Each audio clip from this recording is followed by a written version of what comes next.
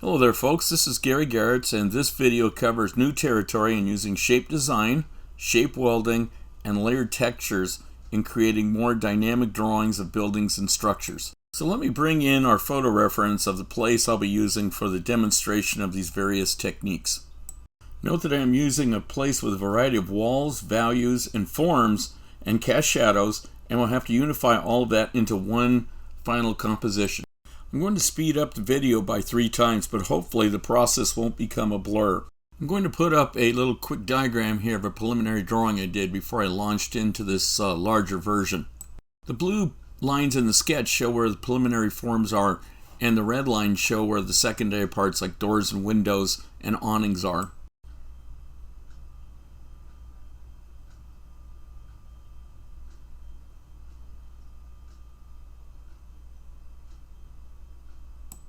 Since this represents a spontaneous field sketch, I rely on the size comparisons and making sure the shapes I create fit together to create depth and order. I do this by creating a grid in my head to organize where the tallest and shortest parts of the buildings are located in relationship to the world I create. This way you aren't a slave to what's sitting in front of you, and you have no compulsion about changing things if need be. You'll just have to make sure that it all fits together correctly. Having said that, I do use linear perspective in organizing my composition. The green and purple lines lead back to very sort of loose vanishing point, and the red lines I definitely make sure that I get vertical to make the walls stable in my composition. Ultimately, you will see though how much I changed the composition of this place to the composition that's on the page. Now that I'm somewhat happy with the general layout, I can move on to the smaller units like the awnings, doors, windows, utility boxes, and the such.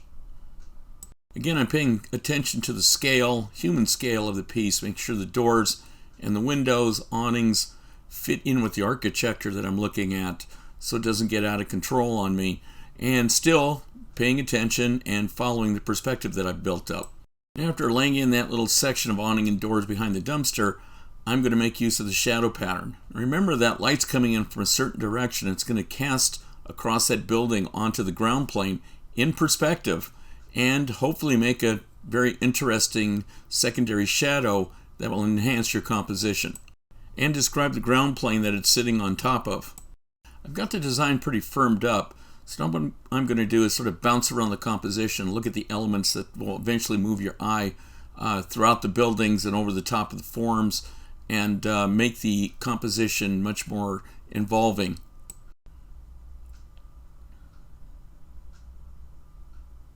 At this point, the composition is solid, but at the same time is not wrapped up in concrete, so I can change things if I desire. So at this point, what I do is I do this thing called shape welding, also sort of treating the design as a jigsaw puzzle. I break the values into value shapes, where it allows me to find a rhythm and a way of piecing together the values together so I don't get lost in the details as I move forward. You can see as I move from the diagram to the actual value setting that I'm doing right now. Now I'm beginning to blast in those values, and I'm paying attention to the shape design of what I put down, but also randomly put the strokes in to show the different density of the object, and not so much a value pattern of the individual strokes of the markers.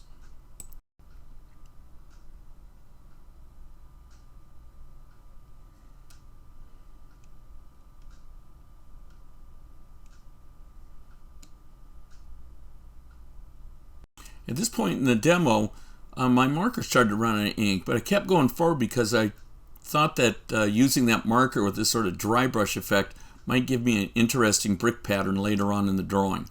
Bringing you back to the diagram at this point to show you where the next step of the shadow pattern is moving to. Here's the part in the process that was a large mistake, but I made it eventually work for me. I picked up this marker, but it was too yellow and much too light for what I wanted to do, but I just kept going with it because I knew eventually that I could use the warm colors that are bouncing off the wall onto the ground to help my composition. And here ultimately you can see where the shape design helps hold together the composition.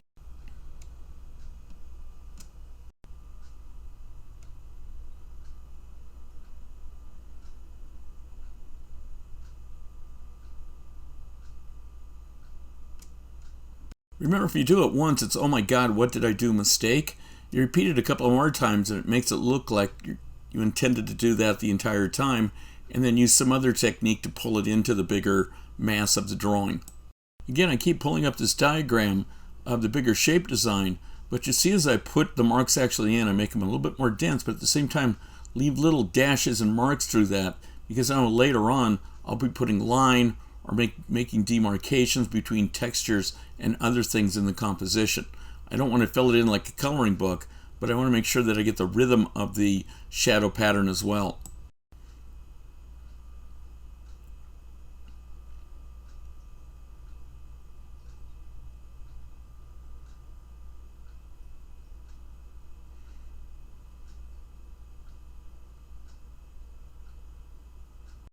So now I'm going to make use of that yellow marker that I used for the shadow pattern and put a warm gray over the top of it. Because of the darker tone, it fits right over the top, and also the cast shadow is darker coming off to that wall to the left. You might notice that when I put the marker down, I go in the direction that the wall is most of the time, just to keep things more organized. In this next step, you can see now I'm starting to break the shadows into secondary shadows, but still keep the original rhythm, that they stay together and don't become disruptive and fall into little pieces. I'm also trying to do most of the work with just one or two markers and not have to switch off and have a whole pile of materials in front of me. I'm layering a lot of the strokes. You can see I'm going over the top of one tone with the exact same tone, and it builds up into a darker mark, accenting some corners there, and then even bringing a little texture here and there into the composition.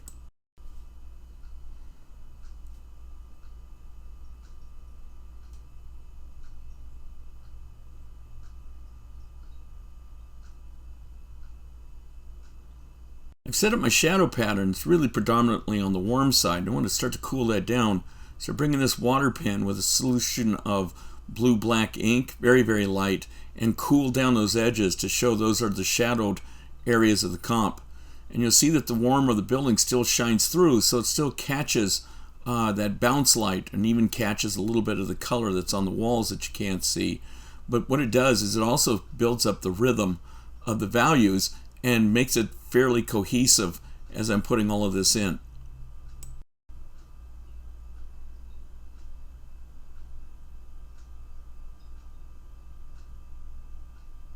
When we refer back to the photograph, you see that the sky is a deep, deep blue.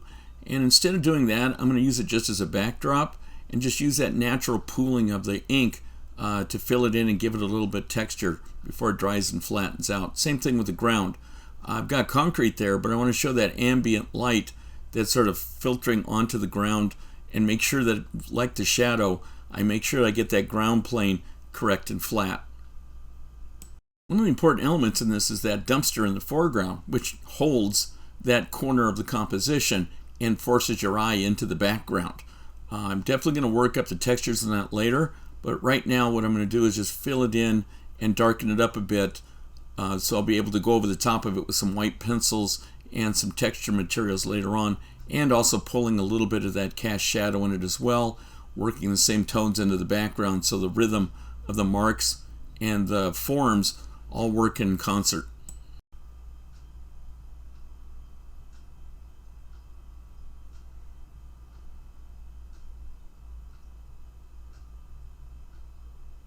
I want to start pushing the value range of the drawing. So I pick up this 3/4 darkish cool gray and start laying that down for some of these darker tones, making sure though that they may look like it's a very dark black, but it's not. I'll be putting over the top later, but perhaps you'll notice when I put the marks in, I really try to keep a rhythm going so your eye passes through all that information rather than getting stuck on any particular architectural object.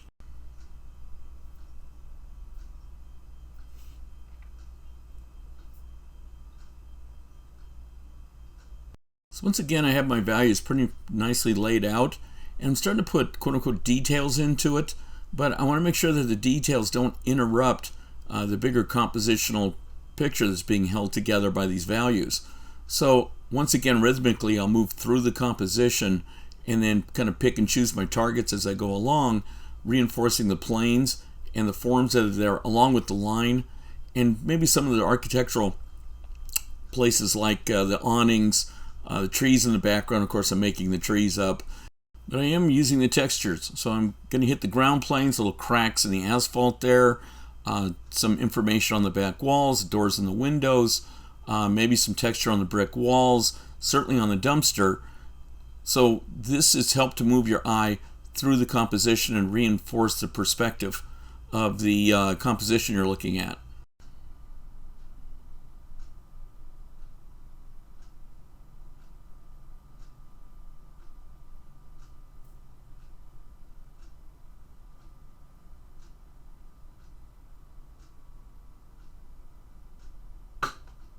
So at this point, it's time to bring some of those pesky little details in. I'm using this Pentel ink brush here to not necessarily outline them, but to give the idea that there's some darker areas in there, but not, again, to overwhelm my shadow pattern in my drawing and not draw a bunch of big outlines around it, using it more for contrast and just a little bit of texture in here. As I'm sure I've mentioned in my other videos, this fact that when you're doing one of these, you have to really know where you're going and where you came from and why you use specific strategies. So you know you're going to be putting in details, you'll be putting even different textures later. I call it not so much details but information, where you tell the viewer sort of what they're looking at, sometimes implying it definitely, and sometimes just giving the most subtle hint at the structure of this, like these little pipes I'm putting in, these little things on the wall. It's not so much to identify those specific objects, it's just to bring more interest to that back area, that back corner of the wall behind the dumpster.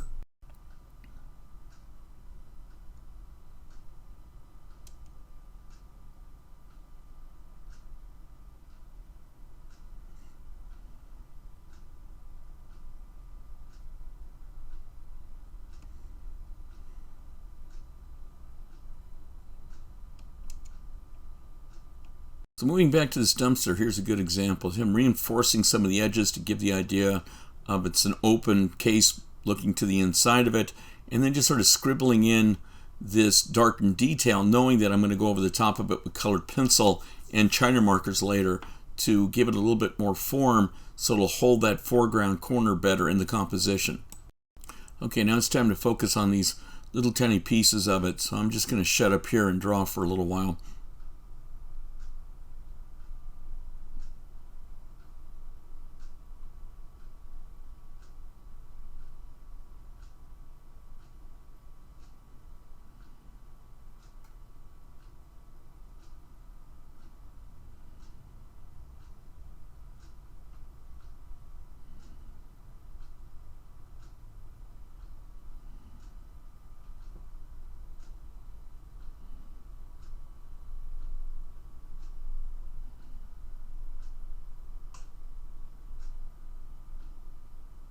I moved my brush pen fairly aggressively around it, not so much to pick up the little details, but again to sort of establish a rhythm so my eye moves around the entire composition to see what comes next.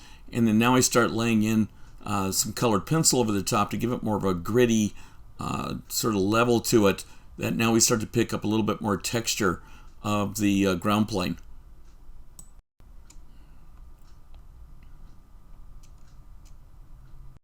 That's one thing with urban sketching, is a lot of times you're going to be using items you wouldn't necessarily think as being really engaging, like dumpsters and trash cans and broken down pieces of machinery and stuff to hold your drawing together.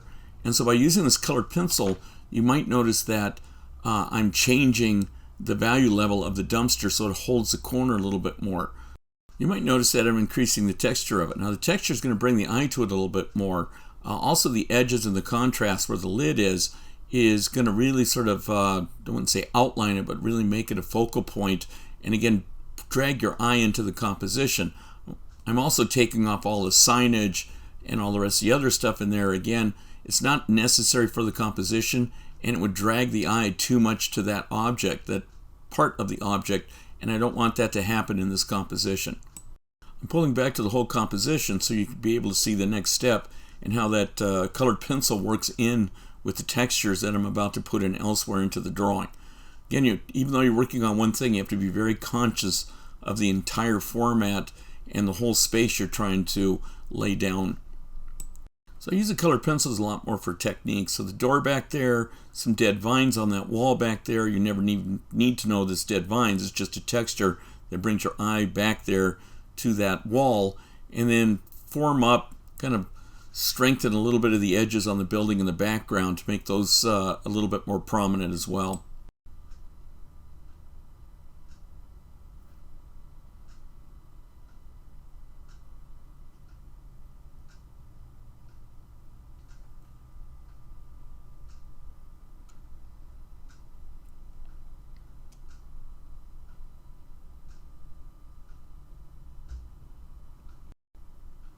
That brush pen works really well for architectural pieces, keep them straight.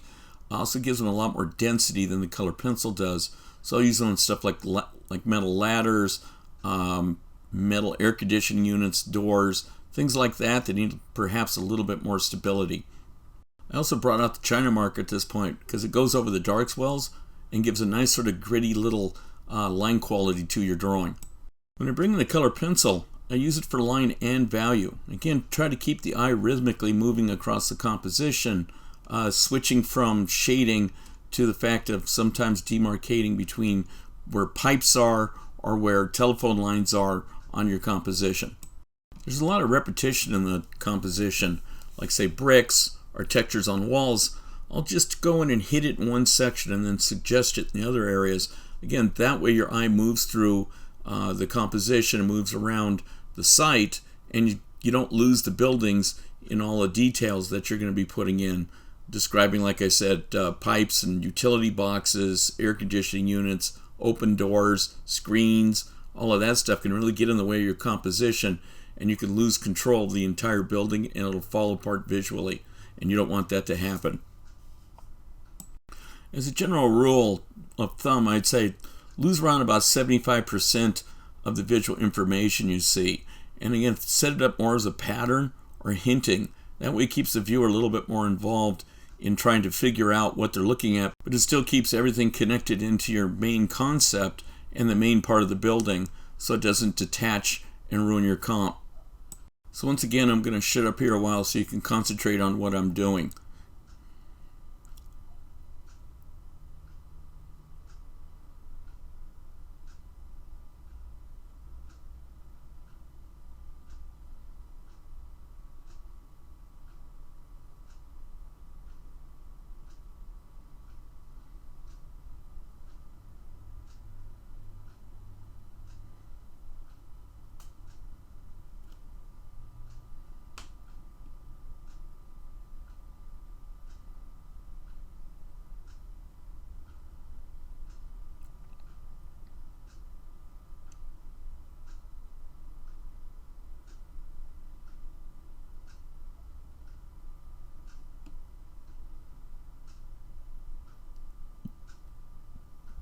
Now here's an important element. I'm going to be moving into the side wall here, and it's pretty blank.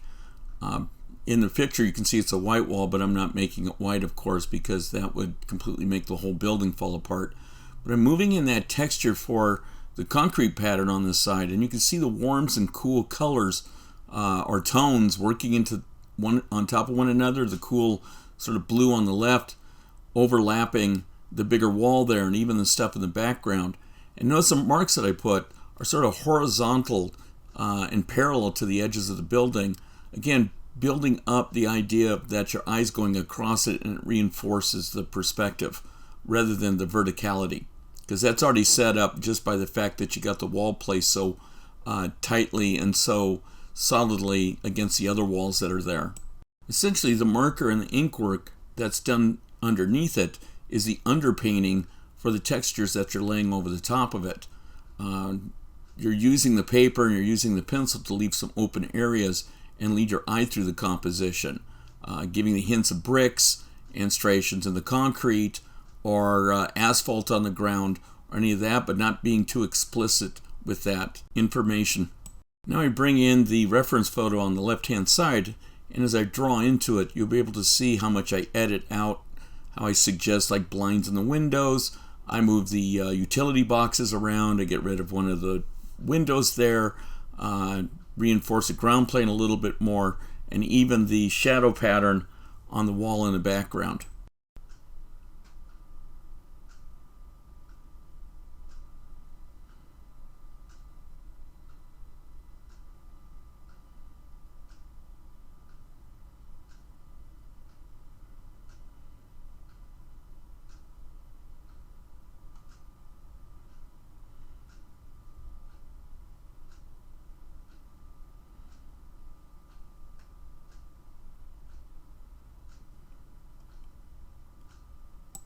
I want to bring all those elements on that wall on the right hand side together.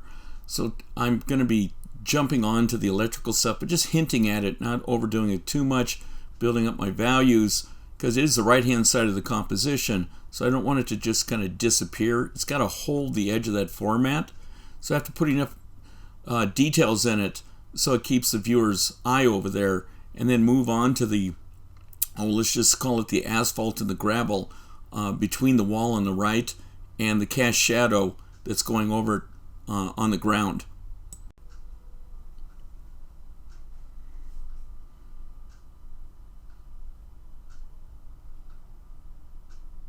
Now we're getting to those last finishing touches, like getting the texture of the tree, sort of the edge playing off that, even putting a little bit of texture into the sky eventually with a few quick strokes of the pencil, showing a little bit of the horizon line. But it's also the contrast between the buildings and the sky as well. You'll see that I work up into that building here, again building the contrast up, adding a little more texture to those bricks back there, sort of pumping up that cast shadow that comes off the wall over the top of the ladder, and in general just kind of pulling the whole composition together before I make that decision about when to actually stop what I'm doing. When I'm working on the ground, you'll see that I'll kind of do it in layers. So I'll sort of jump on a little bit, add some texture, add a little bit of the suppression cracks in the asphalt that's there. Again, I don't want to ruin that light pattern by putting too much value into it. I want to keep that raking light going across that makes like 1/4 of the composition. It really anchors that foreground against the cast shadow that comes off on the dumpster to the left. I think with this last few strokes, that's about it. I've got it explained pretty well. My cast shadow coming off that building really sort of frames that little alleyway back there and makes for a pretty solid little sense of space and depth there.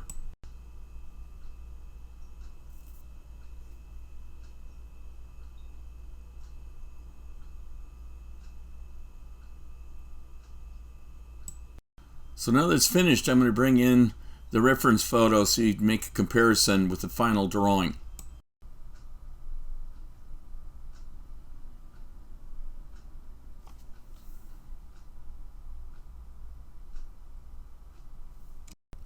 Now here's a wide shot of the completed thing, so you'll be able to take a look at the combination of marker work, ink work, colored pencils, and the textures over the top of what I would say would be the paint.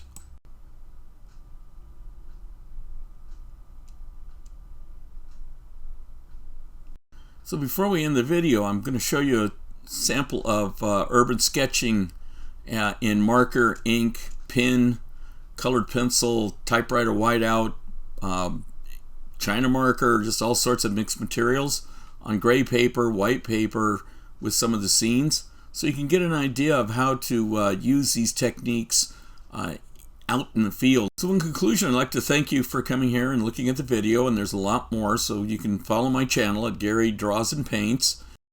Also feel free to follow me on Instagram at Gary Garretts, and thank you very much for watching, and please feel free to like it and leave a comment after viewing, and thank you very much for coming. See you later. Bye.